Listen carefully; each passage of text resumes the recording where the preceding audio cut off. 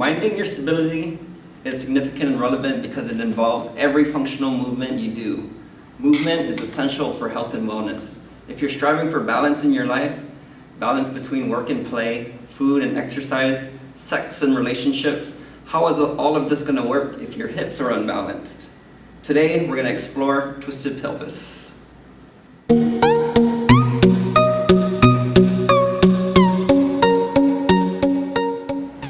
Before we talk about twisted pelvis, there's a couple key concepts we need to understand. The human body works as a team. The systems are designed upon the idea that another system will support it. Bones and muscles is our greatest example right now. Muscle systems work as a team to create movement around the joints. It's called force-couple relationships. In the careful timing, contractions and relaxations produce graceful movement. So in an unbalanced situation, muscles will have altered length-tension relationship. This means certain muscles get either excessively lengthened or tightened. If either occur, weakness will result. This weakness will mobilize other muscles, often deeper muscles, to step in and compensate, doing their personal jobs and picking up slack from other muscles who are supposed to be doing their jobs but can't because they're weak. This is called synergistic dominance. Additionally, if an individual is spending a lot of time in certain positions or doing certain movements over and over, the muscles will adapt to your behavior. This is called adaptive shortening. Effectively, if certain muscles have been adaptively shortened, muscles will also be lengthened. This is called reciprocal inhibition, a direct result of altered length-tension relationships that ultimately equals weakness. All of these concepts mentioned prove why a mechanistic approach or targeting one muscle or bone will not work. So what is twisted pelvis? Twisted pelvis is a situation when the ilium of the pelvis is in misalignment. It involves a wide variance of misalignments of the pelvis depending on how and to what degree the pelvis is out of line. The body adapts to this dysfunction, causing imbalance and compensational symptoms. A good way to think about this is a car being out of alignment. The steering wheel will pull to one side and you need to spend energy holding the wheel in place, and it causes rapid wear and tear on one tire, on probably the inner side, and you get an increased chance of the tire blowing out or you spinning out on the road, or translated to a human body, you get it injured or pain. So what causes twisted pelvis? It can be caused by prolonged sitting, especially if you're favoring a side or a leg, or you like to fold your legs in some special way. Often it's unbalanced. Another way is getting injury to one side of the body. Getting a sprained ankle can radiate up to the pelvis. Getting slammed on the field on one side and then healing and compensating for the healing and kind of adaptive shortening because of that. Or excessive work on one side of the body. Maybe you're a construction worker and you're only left on one side. If you're a sports athlete and you're a striker on the field and you kick with only one leg. If you're not really knowledgeable about how to train and exercise, you could be participating in an unbalanced sort of exercise routine. You can have either bone or cartilage degeneration. This is kind of severe, and some people have a longer leg on one side than the other. The causal direction of this is not really known. Some people think that people have a shorter leg because they have a twisted pelvis, and some people think that they have a twisted pelvis because they have one leg is longer than the other. So what are some signs or symptoms of twisted hip? Generally it's pain. Get a leg pain, back pain, can radiate all the way up to the neck. Sometimes you can have knee pain, and you can have spasms or stiffness in these muscles. It can even lead to headaches, and you may not even be able to stand for long periods of time. It might hurt while you get up, it might hurt while you carry things. You might get numbness or tingling in certain parts of the body, or it can lead to bowel or urinary dysfunction. So what happens during a twisted pelvis? It really depends on the situation that caused the twisted hip in the first place. Oftentimes, somebody may have one side that is stronger than the other side, so that makes one side really tight, so the other side needs to lengthen. Or that side is really, really strong and the muscles are just bigger on that side. Another thing that can happen is that when you get injured on one side, you have to take time and you kind of favor that side while it heals. And during that time where you're favoring another side while this side heals, you can kind of get some synergistic dominance and adaptive shortening there. So it really depends on what has caused your twisted hip, which will determine what kind of muscles are out of balance. But in general, to kind of correct these dysfunctions, the twisted hip, utilizing all of the muscles around the hip together is usually what's going to solve your problem. So we're going to talk about 3 ways to test whether or not an individual has a twisted pelvis. The first test is an ASIS level test. That's your anterior superior iliac spine level test. We're just going to locate it in the front of the pelvis. One right around here, and the other one is here. And just kind of look at it from the front and see if it's level. We can see a little bit that this side is just a little bit higher than this side. That might indicate that she has a little bit of a twisted pelvis. If you can turn around. We'll do the posterior superior iliac spine level test. Just kind of locate the dimples in the back here. And kind of same thing, eyeball it. And notice if it's level. You can see that it kind of corresponds with the front. Okay. The second test is the overhead squat assessment from the anterior view. So if you could turn around and face that way. Can I get your legs hip width apart? And then hands above your head. And then squat slowly. And special attention to her noticing if her hips are going to compensate and go one way or the other. We're recognizing whether or not her shoulders are uneven or not, or if one side of her foot is pronating. Can you do it one more time?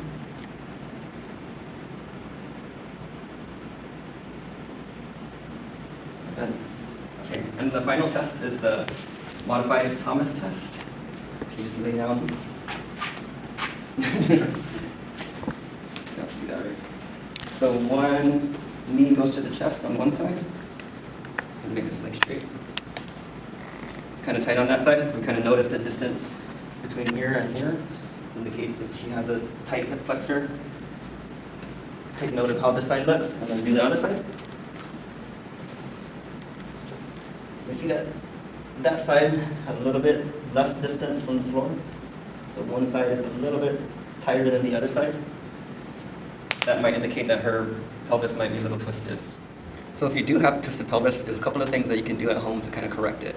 The first exercise goal we want to do is inhibit the quadratus femorum. It's the muscle that runs down the side of your spine. You can do that with the foam roller. The beautiful Naomi will demonstrate. You can find the spine on the roller, kind of just drift off to the side. Kind of find that spot that's kind of tight, that hurts so good, and kind of just sit on it and breathe into it. And the next muscle that we can inhibit is the glute muscle. Just sit on top of it. Cross your legs. And then roll onto the side. So you do have another side, so don't forget the other side. Just find that spot that hurts. That we're getting into the piriformis muscle. That's often working too hard.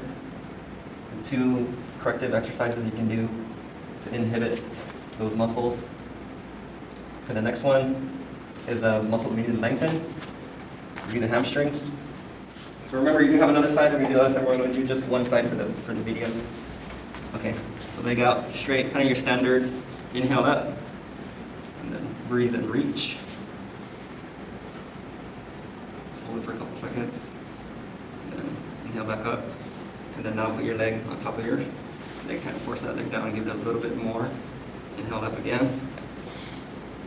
Breathe, go down. Feeling those muscles? Here. Okay, come back up. Okay, now your knee's going to come up. Your foot's going to get planted. You're going to move your butt as close to your heel as you can, as your body will allow. And then you're going to feel that, as again with the piriformis. Feeling it? Yeah. And after that, this leg is going to come all the way down to the floor. And kind of adjust your body closer to your leg. Lengthening all kinds of muscles in there around the pelvis. Okay? You do have another side. Do that before your workout routines. So what this is going to activate is just kind of all the muscles around the pelvis. So using the ball, she's going to squeeze as tight as she can that ball in there. And she's just going to rock and just rock. Transverse abdominis is super tight, engaged. Squeezing that ball as hard as you can. Don't forget to breathe. So all of the muscles around the pelvis are designed for a pelvis that's straight. So if her pelvis is misaligned, her engaging all these muscles around it is kind of going to pull it back into place. Okay, cool. We're going to do the rotation, counter rotation. So where this one's going to go up, this one's going to go down. You're going to use your hands to hold it. Just put one hand right here. Then you're going to push up this way. No. This leg is going to push up, but you're going to hold it down. Isometric. And then the opposite for this one. So this one is going to go down. Same concept. You can't tell, but she's really squeezing it right now. You're going to switch sides. So do this about 10 reps. A couple times a day if you have a real severe twisted pelvis. Okay, and the last one we're going to do is using some jeans from the house. So you can do this by yourself. Yeah, so the jeans are going to help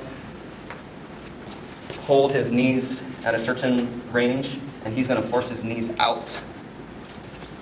Get a little bit closer, yeah, make it not. If you don't have jeans, everybody has jeans. If you don't have jeans, or don't want to use jeans, you can have your friend like hold it. Hold your knees. So you're going to lay back, force these knees out, and kind of just rock it. Transverse abdominis is engaged. As much force as you can, pushing it out. Don't forget to breathe.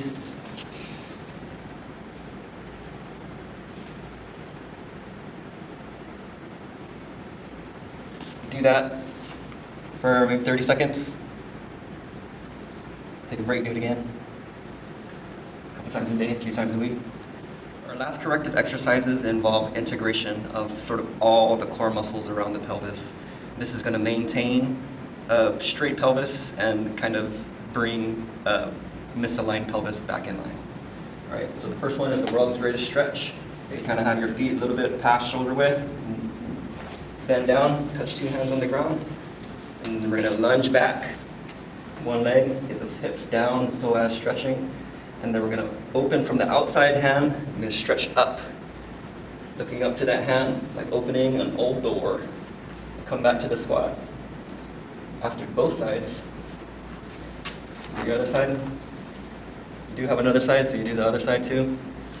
The second integration exercise is kind of our whole push-up complex. So you can get into plank. First thing you're going to do, you're going to push it out towards the heels, the butt down a little bit. Straight. And then one leg up. And the next leg up. And then we're going to push up. And then we're going to side arm balance. Bending up. Then we're going to do a side crunch. And then we're going to flex to the back. Back, and then flex again to the front. And then restart on the other side. Leg up. Other leg up. You're going to push up. Side arm balance. Then we're going to crunch to the back. And then crunch again to the front. And that's how we're going to maintain a straight pelvis.